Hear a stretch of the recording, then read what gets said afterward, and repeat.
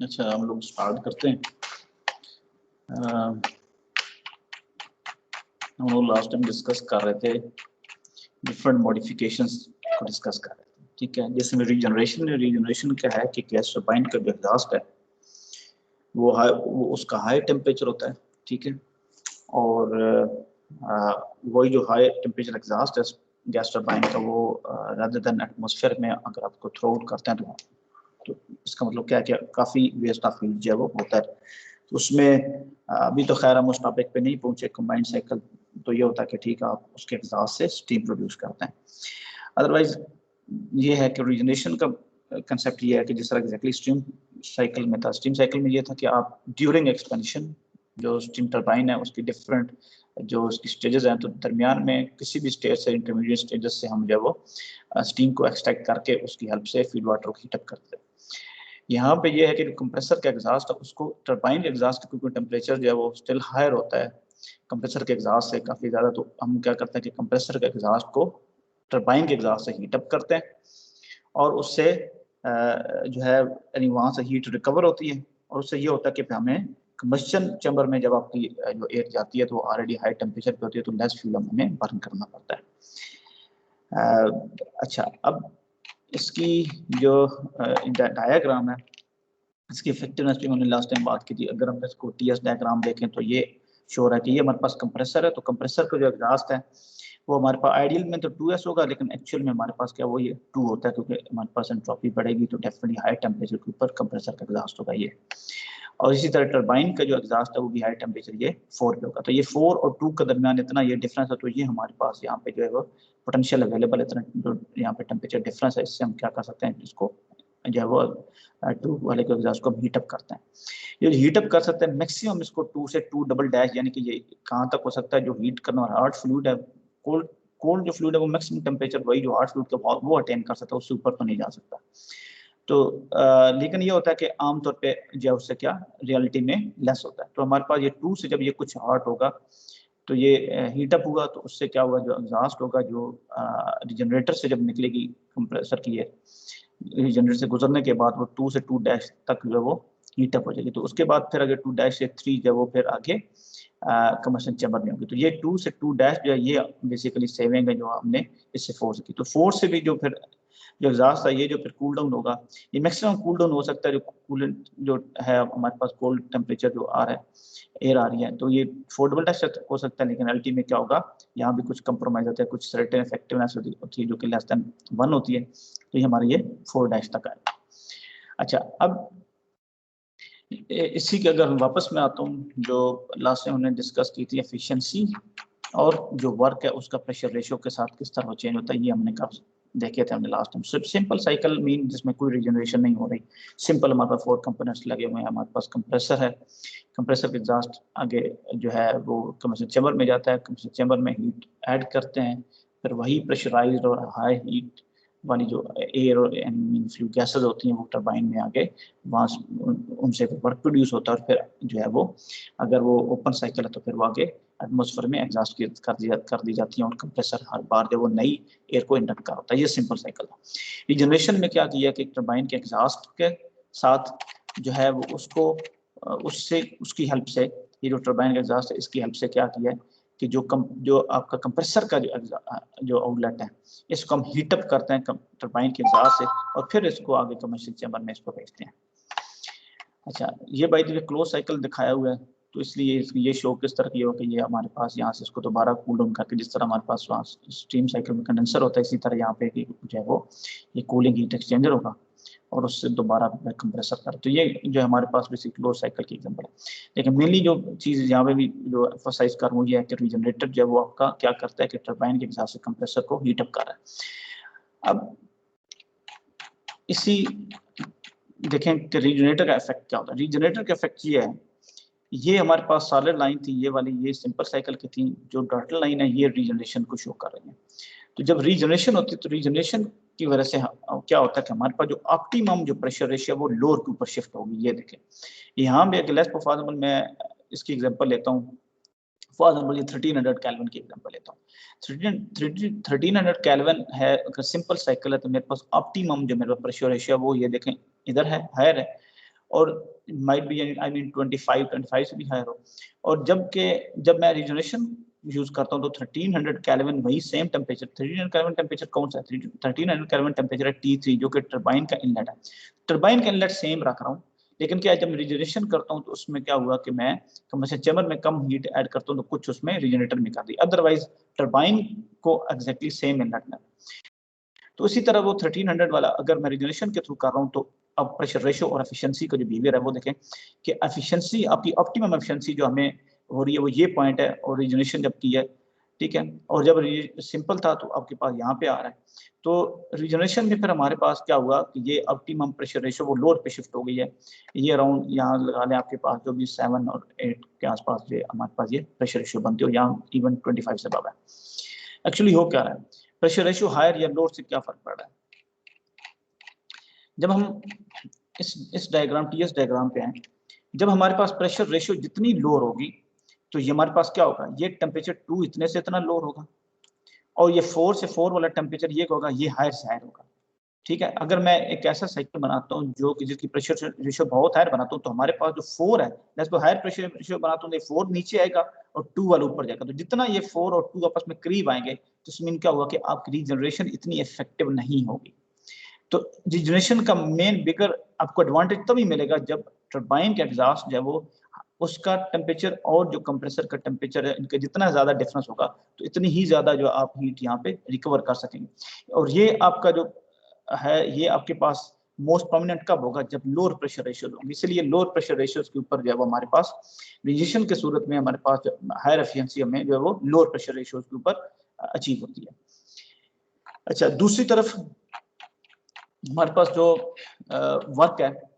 Work के scenario में क्या है, बिहेवियर सेम है। ये हमारे ऊपर सॉलिड लाइन है, सिंपल साइकिल, ये नीचे रीजनरेशन की डॉटर लाइन है, इसमें कोई डिफरेंस नहीं है, सेम बिहेवियर है।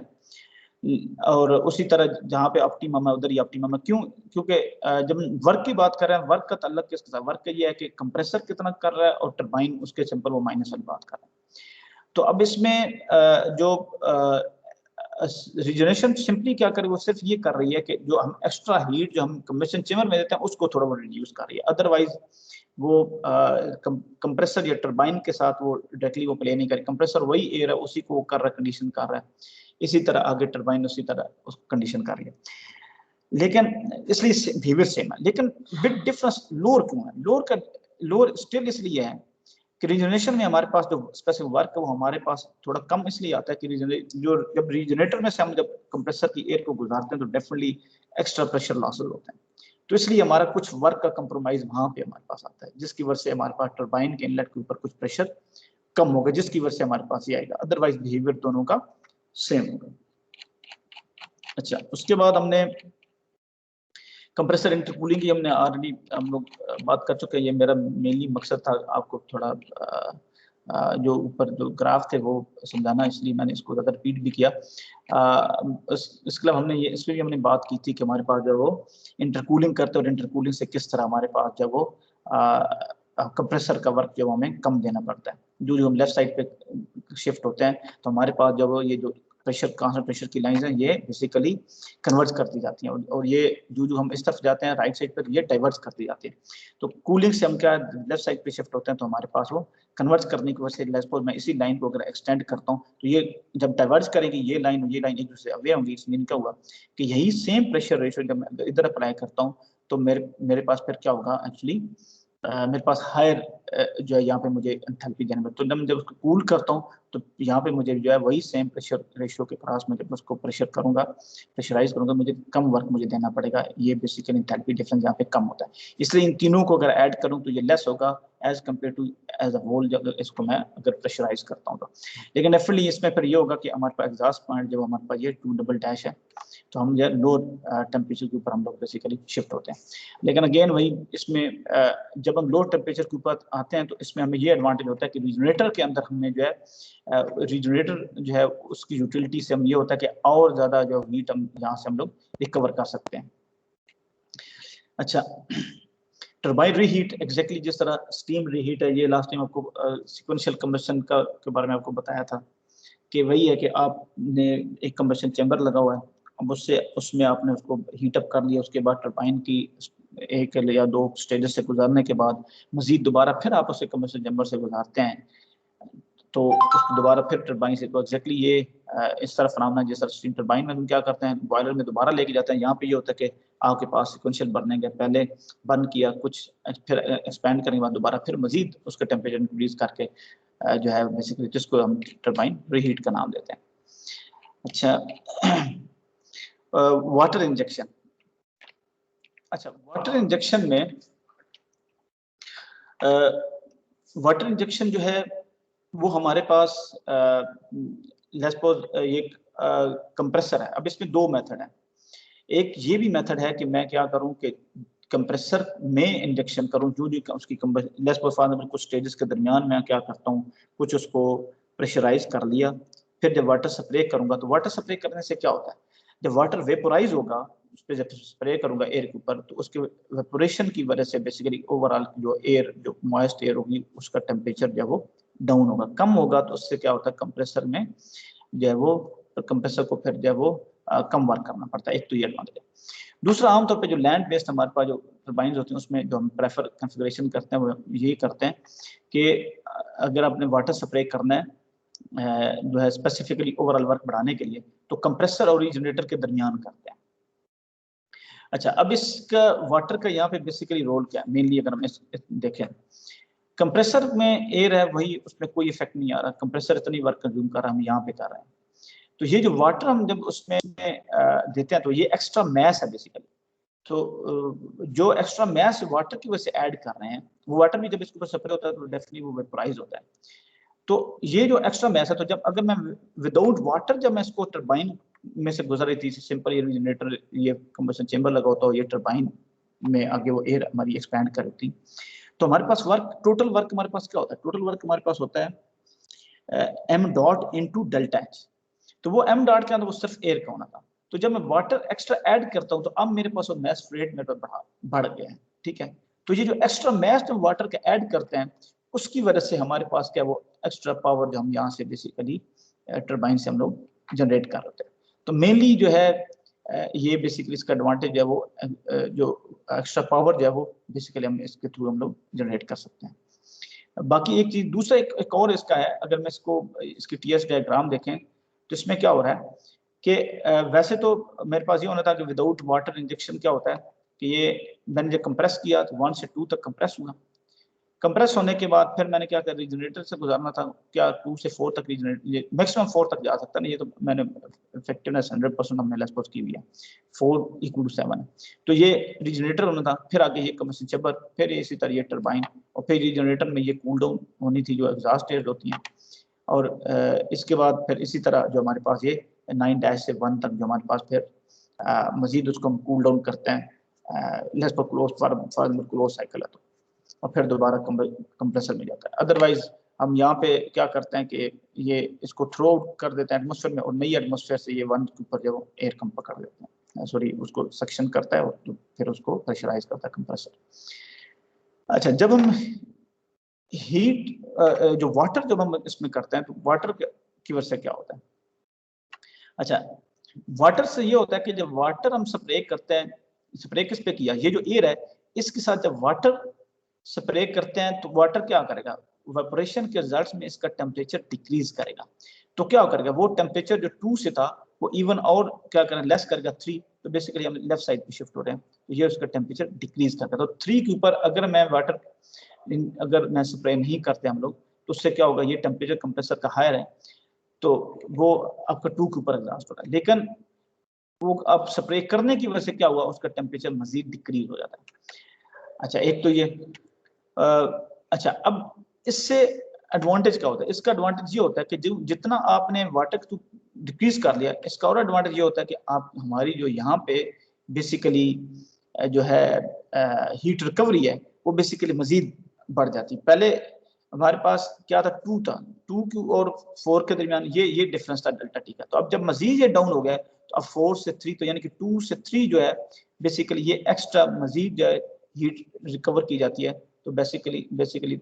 जो है क्या है कि इसकी वजह से ओवरऑल सिस्टम की परफॉर्मेंस मजीद एनहांस होती है। अच्छा अच्छा, अब क्वांटिटी ऑफ वाटर हम सिंपली अगर फॉर एग्जांपल हम कैसे मेजर करते हैं, ये आप रेफ्रिजरेशन हमने पढ़ी थी कि ह्यूमिडिटी रेशियो का जो बेसिकली डिफरेंस है, ह्यूमिडिटी रेशियो क्या है? ह्यूमिडिटी रेशियो हमारे पास केजी ऑफ वेपर पर केजी ड्राई एयर, ठीक है। तो जितना केजी वेपर पर केजी ड्राई एयर है, तो जो आपके पास 3 के ऊपर है, ये 3 और ये 1 का डिफरेंस ले रहे हैं, लेट्स सपोज 1 फॉर एग्जांपल ये स्टेट है 1, या आप बेशक यहाँ पे 2 कर लें, तो सिंपल इसकी ह्यूमिडिटी रेशियो और इसकी ह्यूमिडिटी रेशियो यानी कि पहले और बाद में सिंपली इसका डिफरेंस ही करना है। तो इसका जो डिफरेंस है वो हमारे पास फॉर्मूलेशन, ये बेसिकली रेफ्रिजरेशन की बुक खोलिएगा जरा, ये आप इसमें से जरा राइज कीजिएगा, ये हमारे पास ह्यूमिडिटी रेशियो का बेसिक हमारे पास ये हमारा फॉर्मूलेशन है, उसका सिंपली डिफरेंस, ये पर केजी एयर जितना जो आपके पास जो बेसिकली वाटर ऐड हुआ है, तो ये वो है। तो ये बेसिकली यहाँ से जो है हमारे पास वो आएगा कि कितना जो है वो मैस ऑफ वाटर वेपर जो वो पर केजी ड्राई एयर जो है वो हमारे पास ने ऐड किया है। और इसी तरह उसका जो अच्छा ये है एंथैल्पी डिफरेंस है 2 और 3 का, ये वो है, ये शो किया जा रहा है कि कितनी एक्स्ट्रा जो है वो एंथैल्पी जो है वो वहाँ पे रिकवर हुई है, या कितना जो है वो बेसिकली हीट ऐड हुई है, उसकी एंथैल्पी कितनी चेंज हुई है, यानी कि 2 से 3 तक। और इसकी हेल्प से क्या करते हैं कि अगर जो आपके पास जो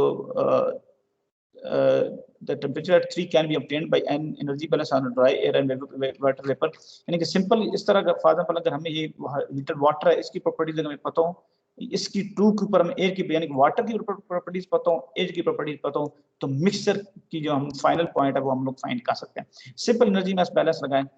इसका मास इनटू एच इसका लगाएं, इसका मास इनटू एच इसका, दोनों को ऐड अप करें equal to m total into h जो 3 है, ये कर दें सिंपल। तो ये एक एनर्जी एक इक्वेशन और सिंपल इसमें एक अननोन जो आपके पास H3 है वो हमें यहाँ से फाइंड मिलेगा।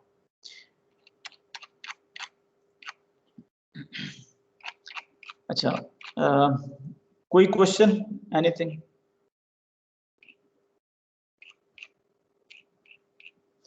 अच्छा मैं इब्राहिम के साथ मैं बताऊंगा इसी वीक में हम ना किसी दिन हम लोग रख लेंगे जो है रिकॉर्डिंग से हम लोग ट्यूटोरियल सेशन रख लेंगे, ठीक है। आपके साथ मैं कुछ प्रॉब्लम्स वगैरह शेयर कर लूंगा। अच्छा डिजाइन फॉर हाई टेम्परेचर, अच्छा बेसिकली गैस टरबाइंस की हम अगर बात करें तो हमने ये बात की थी शुरू में भी, हायर प्रेशर रेशियोज, ठीक है। अगर हम बात करें आइडियल ब्रेटन साइकिल की बात करें तो आइडियल ब्रेटन साइकिल में हमने यही कहा जितनी हायर प्रेशर रेशियोज होंगी इतनी हायर एफिशिएंसी होगी। फिर नॉन आइडियल की तरफ आए, नॉन आइडियल में फिर हमने इसी तरह बात की जितना हायर टरबाइन का इनलेट टेम्परेचर होगा इतनी हायर उसकी एफिशिएंसी होगी। तो इसीलिए फिर जितना हायर गैस टरबाइन का टेम्परेचर है इतनी हायर एफिशिएंसी है, तो फिर डेफिनेटली कोशिश यही की जाती है कि हायर आप जो गैस टरबाइन डिजाइन कर रहे हैं वो हायर टेम्परेचर्स के लिए उसको डिजाइन करें। जब हाई टेम्परेचर की बात करते हैं तो अब लेट्स को कंबशन चैम्बर के एग्जॉस्ट के ऊपर हमें हाई टेम्परेचर हमें चाहिए, ऑलरेडी ऊपर हाईली प्रेशराइज्ड है, प्रेशर रेशियो भी हाई है। तो हाईली प्रेशराइज्ड हाई टेम्परेचर जो फ्लूइड हमारे पास जो फ्लूइड गैसेस अब इन हो रही हैं और उनका टेम्परेचर लेस पास 1500 जो भी उनका सेंटीग्रेड टेम्परेचर है, तो आगे आपकी जो नोजल्स होती हैं, सबसे पहले नोजल्स आती हैं हमारे पास, जो नोजल हम स्टेटस भी हम उनको कहते हैं हमारे जो टरबाइन की। फिर इसी तरह जो ब्लेड आते हैं, तो स्पेशली जो पहली ब्लेड जो टरबाइन की जो स्टेज होती है वो जो है इस हाई टेम्परेचर और हायर प्रेशर को बेसिकली वो एक्सपोज हो रही होती है। तो जो जो आगे टरबाइन के जो वहाँ पे पहली स्टेज में जब एक्सपेंशन होती है तो नेक्स्ट में फिर रिलेटिवली लो होता है। तो जो सबसे पहले होती है वहाँ पे आपके पास बहुत रिक्वायरमेंट होती है कि उसकी उस मटेरियल की वो कैपेबिलिटी होनी चाहिए कि उन ब्लेड्स की वो बेसिकली कैपेबिलिटी होनी चाहिए कि वो ब्लेड्स जो है वो बेसिकली उन जो है मैकेनिकल स्ट्रेसेस और थर्मल स्ट्रेसेस को वो बियर कर सकें। तो डेफिनेटली फिर उसी हिसाब से ऐसे मटेरियल्स हों। आमतौर पर आजकल मोस्टली आपके पास निकल बेस्ड अलॉयज भी यूज की जाते हैं या कोबाल्ट बेस्ड अलॉयज भी जो है वो बेसिकली यूज उसके बेसिकली ब्लेड्स बनाए जाते हैं। इवन इसके साथ मैं थोड़ा सा ऐड कर दूं, इवन मैन्युफैक्चरिंग साइड पे भी कि मैन्युफैक्चरिंग में आपके पास फॉर एग्जांपल अगर आपको बाउंड्री ग्रेन्स का आइडिया होगा, जब डिफरेंट बाउंड्री ग्रेन्स आपस में मीट करते हैं तो वहाँ पे आपके पास इम्परफेक्शंस आती हैं जिसकी वजह से वहाँ पे आपके पास क्रैकिंग स्टार्ट हो सकती है। तो single crystalline blade basically design किए जाते हैं ताकि आपके पास जो वो इशू जो है वो आपके पास ना रहे। फिर इसके अलावा इसी तरह सिरेमिक्स मटेरियल्स हैं स्पेसिफिक जो है उनका जो है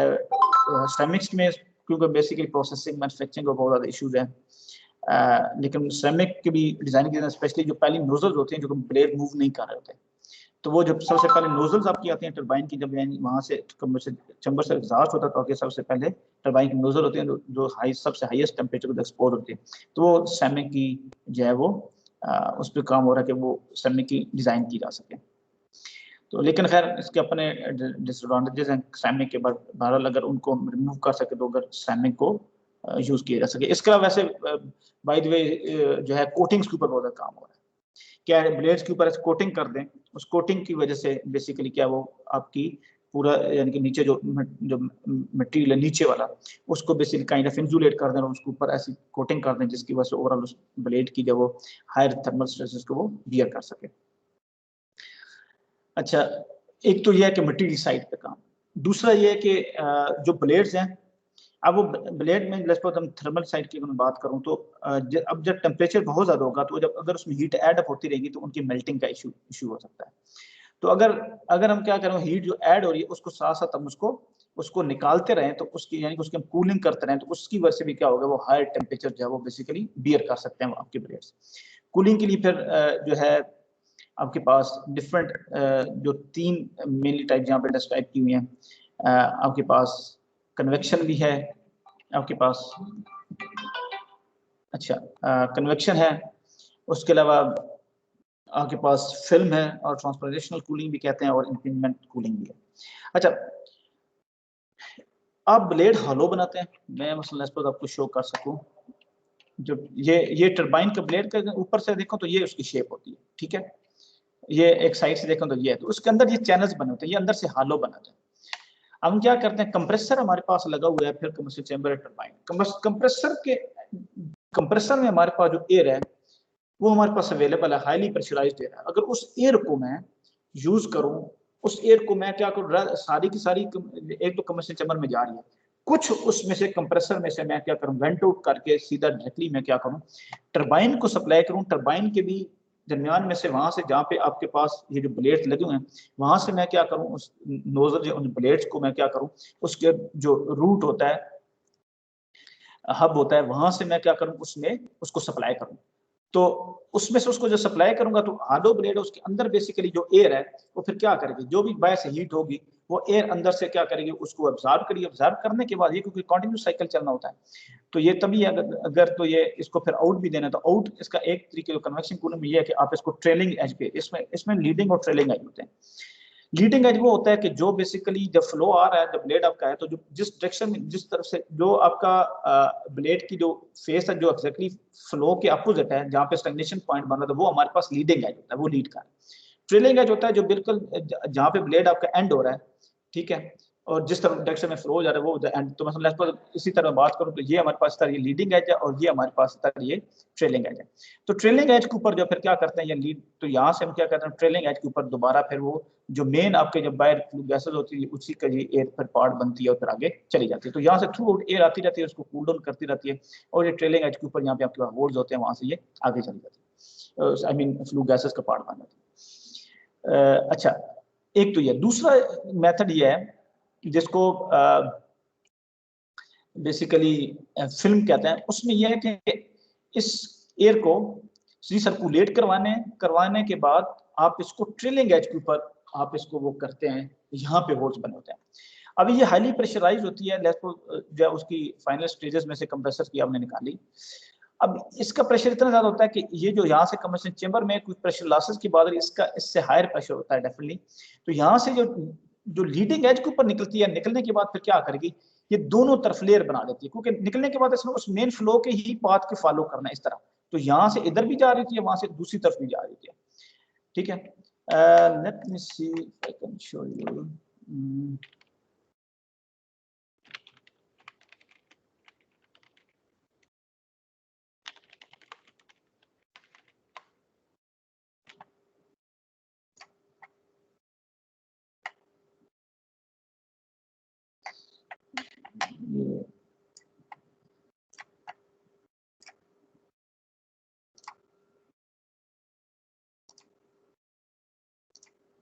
अच्छा, ये आपको नजर आ रहा होगा,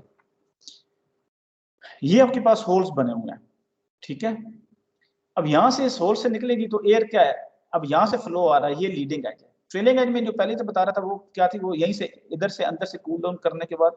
वो इस तरफ इधर चली जाती है। ये जो है, ये आप इसको लीडिंग एज के ऊपर आप इसको निकालते हैं, निकालने के बाद ये जो एयर है इधर भी और दोनों तरफ, इधर भी इस तरफ होल बने होते हैं, ठीक है। जिस तरह ये देखें, ये वाला, ये आपकी ये हमारे पास ये प्रेशर साइड, ये सक्शन साइड है, इसी तरह ये प्रेशर साइड इधर भी और दूसरी तरफ, तो ये निकलने के बाद दोनों तरफ काइंड ऑफ फिल्म बनाती है। तो आपकी जो फ्लू गैसेस होती हैं उनके दरमियान और ब्लेड के दरमियान ये पूरी ये जो है काइंड ऑफ फिल्म क्रिएट करती है। तो इसका ये स्पेसिफिक अपना एडवांटेज की वजह से मजीद जो आपके पास जो हीट ट्रांसफर है वो ब्लेड सरफेस को वो कम हो जाती है। जिस तरह इसको अगर मैं देखें, हम यहाँ पे ये देखें, यहाँ पे ये इधर से भी हो रही है, यहाँ भी मुख्तलिफ जगहों से, तो ये दोनों तरफ, और ये देखें मुख्तलिफ जगहों पे ये आउट हो रही है। तो ये थ्रू ये आपके पास जो क्या है, ये फिल्म क्रिएट करती है, जिसकी वजह से हमारे पास जो है वो क्या है, जो ब्लेड है उसकी सरफेस का टेम्परेचर जो है वो बेसिकली ज़्यादा नहीं बढ़ता। अच्छा, थर्ड है ये हॉलो रखने इम्पिंजमेंट। की वजह से होता है। जी, ब्लेड अंदर से हल होता है। अच्छा, क्या होता है, इसी तरह है जिस तरह ब्लेड लेट्स सपोज यहाँ पे ये ब्लेड कनेक्टेड है, ठीक है। अब ये कनेक्टेड है, लेट्स सपोज ये फॉर एग्जांपल जो केसिंग साथ यहाँ से आपके पास जो कंप्रेसर की एयर आई वो ब्लेड में इन हुई है, बाकी फ्लू गैसेस इधर मूव कर रही हैं। ये इन हुई इस ब्लेड के अंदर हालो है, यहाँ से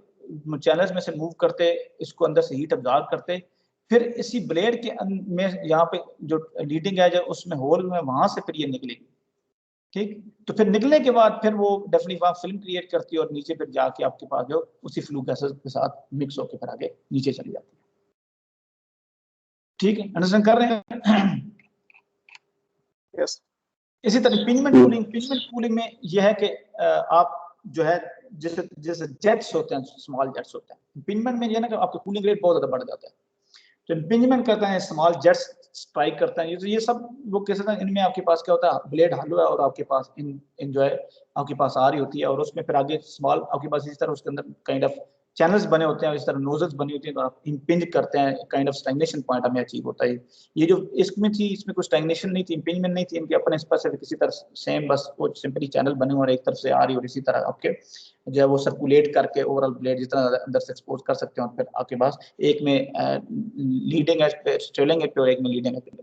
पिनमेंट में यह है कि आप जो स्पेसिफिक पॉइंट्स के ऊपर आप इसी तरह जैसे स्ट्राइक करते हैं, टारगेट ना उसको एयर को मुख्तलिफ पॉइंट को स्ट्राइक करते हैं, उससे ये होता है कि हमारे पास जो है वो जो बेसिकली ट्रांसफर कोएफिशिएंट है वो काफी ज्यादा बढ़ जाता है। तो एक थर्ड ये मेथड है। अच्छा, उसके अलावा एयर, ये हम एयर की बात कर रहे थे, अब एयर का जो है वो जिस तरह कंप्यूटर कूलिंग की बात करते हैं, आप माशाल्लाह आजकल पीसी वगैरह के देखोगे, गेमिंग पीसी की अगर हम बात करें या हाई परफॉर्मेंस जो कंप्यूटिंग सिस्टम होते हैं, अब उनमें क्या हो, उनमें ये हो रहा है कि प्रोसेसर है वो बहुत स्मॉल सी स्पेस है, वहां से आपने बहुत ज्यादा हीट आपने एक्सट्रैक्ट करनी है, तो एयर कूलिंग की बजाय जो है वो लिक्विड कूलिंग पे शिफ्ट हो रहा है, क्योंकि एयर का अपना एयर जब वो जब बहुत स्मॉल स्पेस है तो आप एक सर्टेन अमाउंट ऑफ मैस आप एयर ही आप सप्लाई कर सकते हैं, अब कितनी पंपिंग आप करेंगे, वैसे भी जब पंपिंग बहुत ज्यादा पावर बढ़ती है तो डेफिनेटली अगेन आपकी सिस्टम की परफॉर्मेंस कंप्रोमाइज होगी। दूसरी तरफ ये है कि एयर के साथ उसका हीट ट्रांसफर कोएफिशिएंट उसका एक अपना लिमिटेड है, मैस फ्लो रेट भी उसका लिमिटेड है। जब हम लिक्विड कूलिंग तरफ अगर आप जाते हैं तो उससे के थ्रू हम आप क्या करते हैं, आप जो है वो रेदर देन एयर वही सेम आपके पास एरिया या वॉल्यूम अवेलेबल है, आप हायर हीट एक्सट्रैक्ट करते हैं। यही सेम जो है थ्योरी बिल्कुल इधर भी है कि आप रेदर देन एयर जो है, क्योंकि गैस टरबाइंस के जो ये अभी बात कर रहे थे कि हायर टेम्परेचर बहुत ज्यादा बढ़ते जा रहे हैं, तो एयर कूलिंग की बजाय जो है फिर आप वाटर कूलिंग की तरफ शिफ्ट हो रहे हैं। अच्छा, फ्यूल्स, ये जरा मैं सबको कहूँगा ये जरा अपने तौर पे इसको पढ़ लीजिएगा, ठीक है। इसमें कुछ हुआ तो फिर हम डिस्कस कर लेंगे। वैसे मैं आपको इससे हट के वैसे सिंपली आपको मैं एक सर बात वो बताऊँ। स्क्रीन सामने सर दूसरी शेयर है ये। सॉरी यार, सॉरी सॉरी। एक मिनट में ये तो just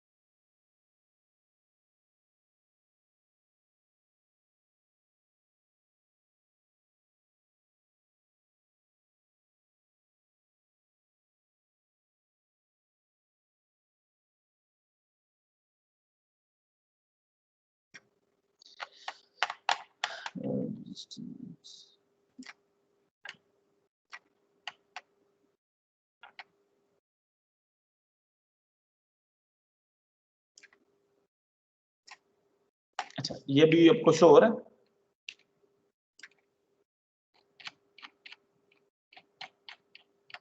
hello? Yes sir.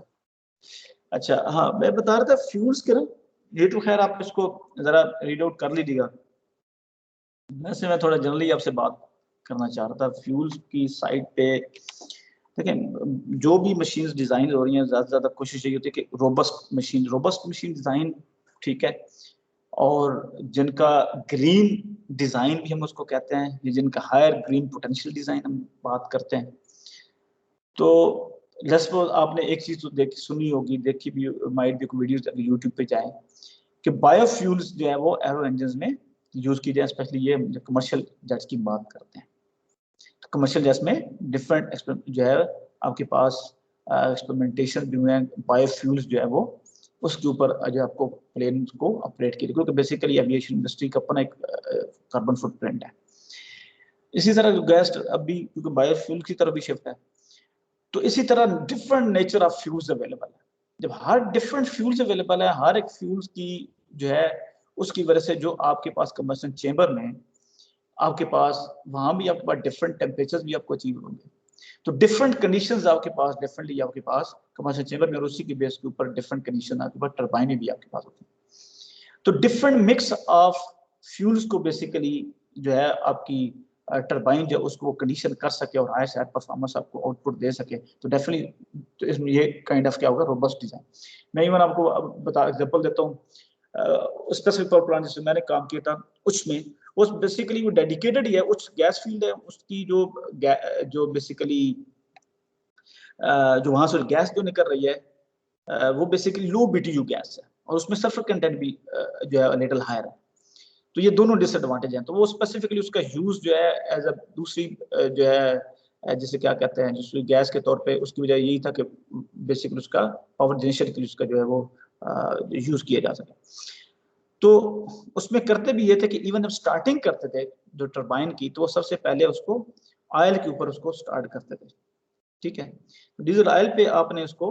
Start किया, स्टार्ट करने के बाद इसकी पावर बढ़ा के फिर एक खास रेंज पे फिर जाके इसको शिफ्टिंग जो वो गैस के ऊपर शिफ्टिंग कर रहे हैं। इसी तरह फिर आपके पास लेस पोज अवेलेबिलिटी ऑफ फ्यूल्स होती है, समटाइम डिफरेंट फ्यूल्स अवेलेबल है। फिर जिस तरह मैंने बायोफ्यूल्स की मैंने बात की, फिर आपके पास डिफरेंट कंसंट्रेशन की डिफरेंट प्रोपोर्शंस के डिफरेंट फ्यूल्स आपके पास होंगे। तो ऐसी मशीनों के जो के आपके पास जो है वो डिफरेंट फ्यूल्स के अगर हम यूज करें तो उसको कंडीशन कर सकते हैं आप। ये इसी तरीके जिस सर लेट्स फॉर आपके पास कोई इंजन हो, आपका गाड़ी के अंदर इंजन लगा हुआ है, तो आप खुद अंदाजा लगाएं कि अगर गाड़ी के इंजन को में अगर ऑयल आप चेंज करते हैं तो डेफिनेटली वो किस तरह उसके ऊपर क्या उसका इम्पैक्ट होगा। तो इसी तरह जो है different nature of different fuels को बेसिकली आपकी मशीन जो कंडीशन कर सके, तो उसी हिसाब से बेसिकली कंबशन चेंबर और टरबाइन वगैरह जो आपके जो डिजाइन की more and more robust design की जाती है। अच्छा, ये मसला ये इसी को देखने fortunately progress is being made at keeping gas turbines completed by the development of system that prepare cheaper low grade fuels for gas turbine use. ये वाला इसको जरा आप जो है वो गो थ्रू कर लीजिएगा। तो बाकी कंबाइंड साइकिल है, कंबाइंड साइकिल के ऊपर पहले ही बात की थी, इसको थोड़ा बेसिक आइडिया तो आपको है। लेट्स सपोज कि स्कीमेटिक डायग्राम पे आऊं तो कंबाइंड साइकिल का बेसिक कांसेप्ट क्या है कि आपके पास जो गैस साइकिल है, जो उसका एग्जॉस्ट है, वो एग्जॉस्ट से जो है हम क्या करते हैं, उससे स्टीम साइकिल को ऑपरेट करते हैं। तो अब इस पे क्या होता है कि हमें जो है जो ये हमारे पास ऊपर जो है ये हमारे पास जो हायर प्रेशर के ऊपर हम इसको बल्कि कह लेंगे, यानी इसको हम टॉपिंग साइकिल कहते हैं। हायर हीट जो यहाँ पे हायर टेम्परेचर होते हैं इसको हम टॉपिंग कहते हैं। तो यहाँ पे टेम्परेचर आपके पास जो टेम्परेचर है फॉर एग्जांपल कंबशन चेंबर में वो मोर देन 1000 सेंटीग्रेड टेम्परेचर है। फिर इस तरह गैस टरबाइन के एग्जॉस्ट के ऊपर भी आपके पास माइट बी 4 और 5 even more than 500 centigrade temperature. फिर आप इसी से जो एग्जॉस्ट है उससे क्या क्या करते हैं कि यहाँ पे हम लोग स्टीम प्रोड्यूस करते हैं। अब ये जो फ्यूल है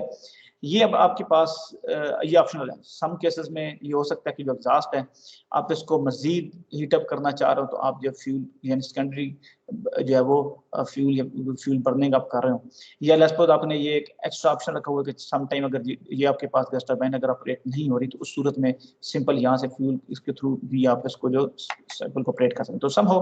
ये जो एग्जॉस्ट है ये आपके पास यहाँ पे ये हमारे पास स्टीम जनरेटर है, इसमें आता है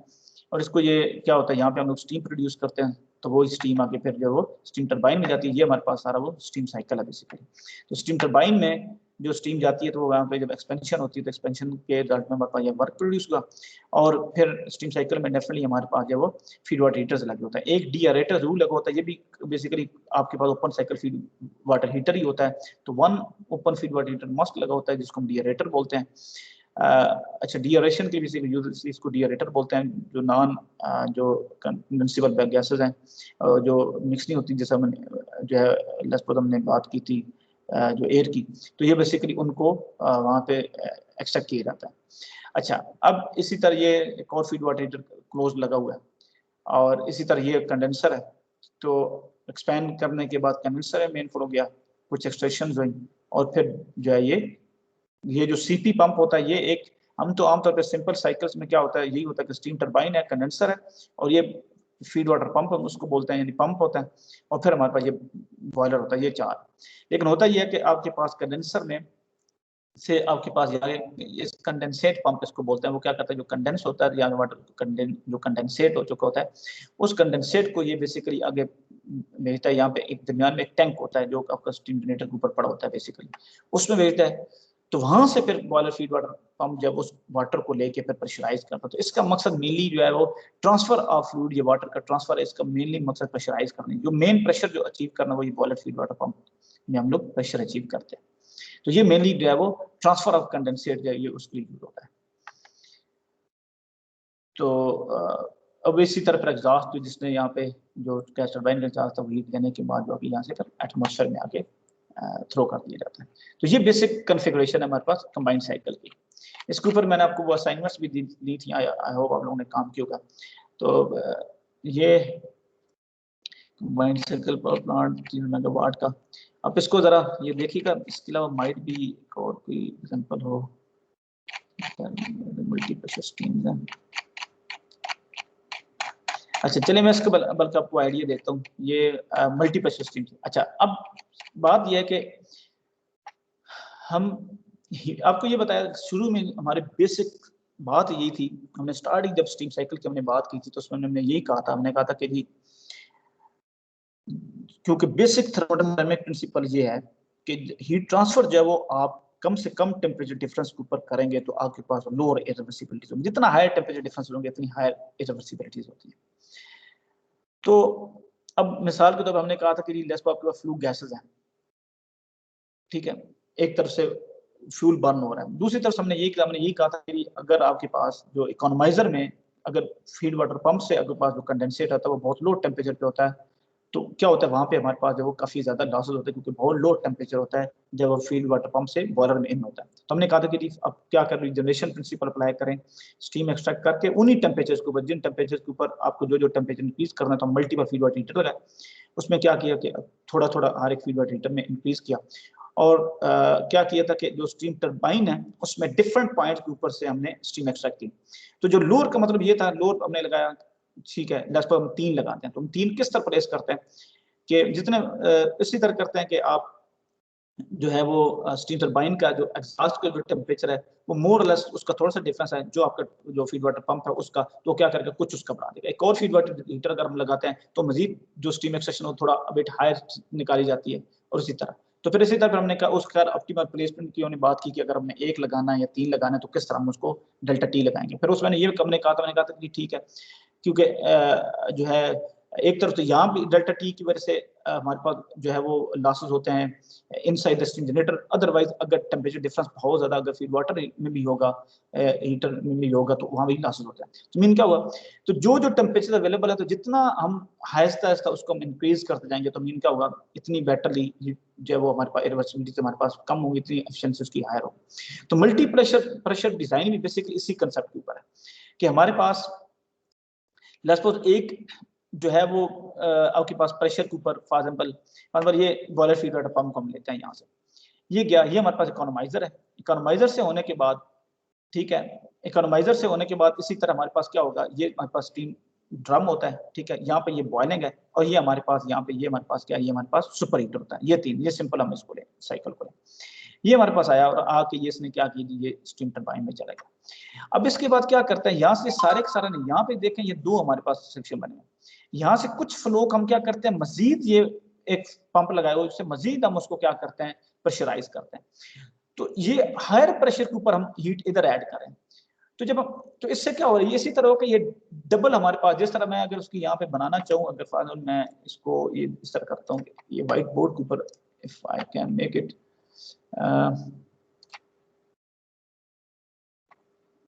व्हाइट बोर्ड मुझे, यस,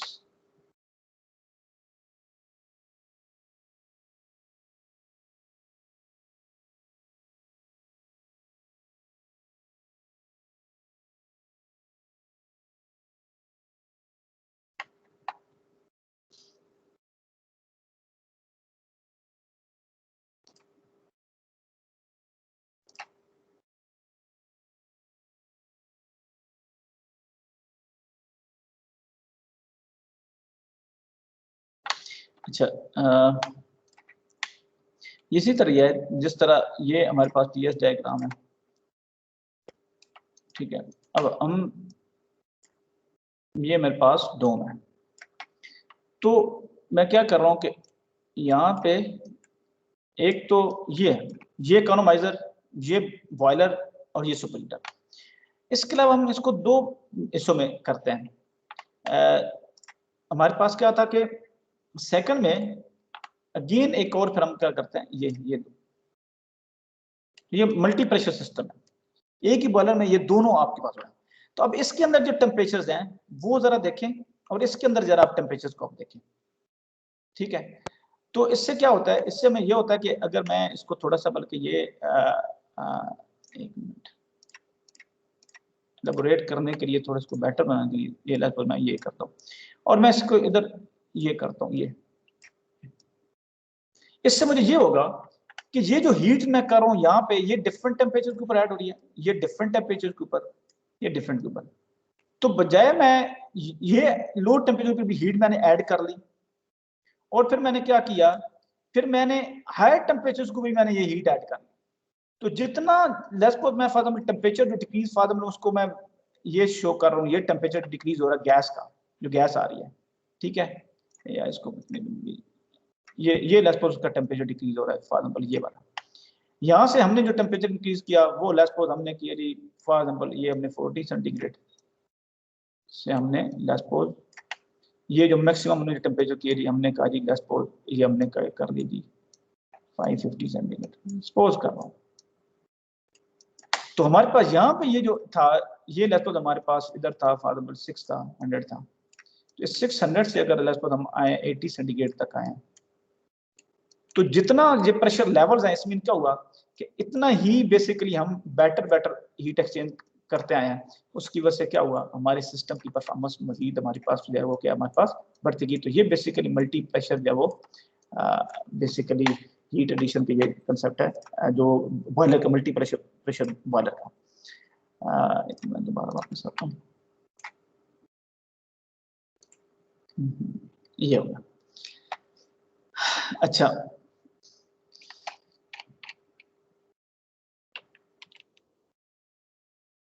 ये डुअल प्रेशर एग्जांपल थी, ये वही जो चीज मैंने उधर बनाई थी, इसी तरह ये यहाँ पे ये बेसिकली टी और एच की ये फॉर्म में, एंथैल्पी की फॉर्म में बनाया हुआ है। किसी तरह एक ये आपके पास है और एक आपके पास ये है, ये इस तरह लोअर प्रेशर के ऊपर, इसी तरह जो है हाई प्रेशर के ऊपर। इससे क्या है कि और ज्यादा जब हमारे पास जो वो मेन जो है वो लेस टेम्परेचर डिफरेंसेस के ऊपर हमारे पास जो हीट है, लेस इसी को मैं अगर एक्सपैंड करूँ, ये यहाँ तक एक्सपैंड करूँ, देखें यहाँ पे हमारे पास जो वो बढ़ेंगे, और अगर लेस मैं उसमें सुपरीट करता भी हूँ तो स्टिल यहाँ पे हमारे पास जो वो जो है डिफरेंस की वजह से जो है वो टेम्परेचर डिफरेंस से हायर हमारे पास है वो लॉसेस होंगे। इसी तरह मल्टी प्रेशर में स्पेसिफिकली ये एडवांटेज होता है। इवन स्टिल यहाँ पे तो अगर मैं 3 के ऊपर जाता हूँ जो है ये डुअल की बजाय जो ट्रिपल जो है वो प्रेशर के ऊपर जाता हूँ तो मजीद मैं क्या कर सकता हूँ, मैं यहाँ पे मजीद अगर ऐड करता हूँ तो मजीद जो है वो क्या एक्चुअली मैं रिवर्सिबिलिटीज अपनी कम कर रहा हूँ। ये खैर combined cycle with a nuclear gas turbine and fossil fuel fired steam turbine. अच्छा, कोई क्वेश्चन हो किसी किस्म का? अच्छा सर, जी जी प्लीज। सर ये हम कंबाइंड साइकिल के अंदर दोनों साइकिल्स के अंदर, गैस साइकिल के अंदर भी स्टीम साइकिल के अंदर ये रीहीट और रीजनरेशन यूज कर सकते हैं at the same time? Steam cycle और गैस साइकिल में एट अ टाइम रीजनरेशन और रीहीट दोनों अच्छा एक मिनट, मैं थोड़ा क्वेश्चन को समझने की कोशिश कर रहा हूँ। दोनों में बिल्कुल मॉडिफिकेशन एट ए टाइम होती है, ठीक है। आपका जो ऊपर जो टॉप साइकिल है ना, टॉपिंग साइकिल है, ठीक है, गैस साइकिल है, लेट्स फॉर एग्जांपल ये यहाँ पे